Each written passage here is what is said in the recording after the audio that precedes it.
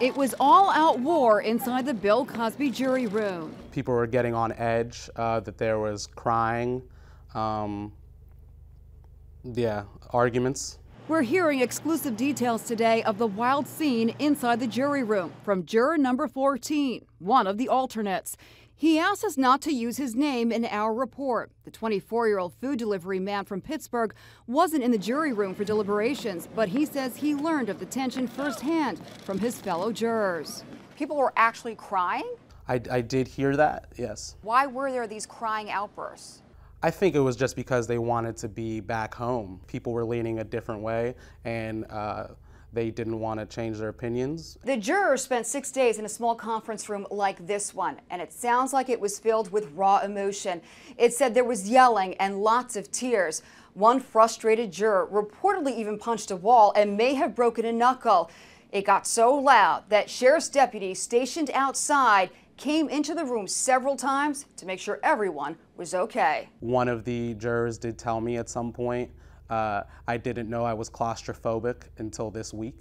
We're also learning more about the deadlock.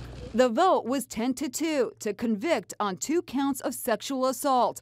Nothing could change the minds of the 2 holdouts. On the remaining count that Andrea Constant was unconscious during the assault, 11 jurors voted not guilty. 1 voted guilty. Would you have voted to acquit or convict Bill Cosby? The evidence wasn't strong enough. It was a classic he said, she said, and there was too many holes in the prosecution's case, I feel. Cosby accuser, former actress Lily Bernard, was in court for the trial.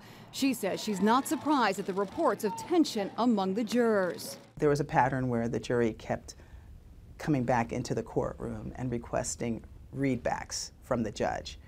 And when they were coming back, there were at least 10, sometimes 11 jurors who were extremely frustrated and angry. And many of them had puffy eyes, wet eyes, scowls. Some of the people were clenching their fists. And it was clearly that they were very angry and frustrated. But despite it all, Juror 14 says the jurors formed a close bond, swapping phone numbers and email addresses on the bus ride home. Sure, there was still some tense feelings, but at the same time, they were just all glad to get back home. Meanwhile, Cosby is planning a motivational speaking tour. He wants to talk about the dangers of engaging in behavior that can lead to sex crime allegations. The plan is sparking outrage on the talk. This guy never ceases to shock and disappoint, and I think there's only one thing you need to know about how to avoid sexual assault. Don't sexually assault anybody.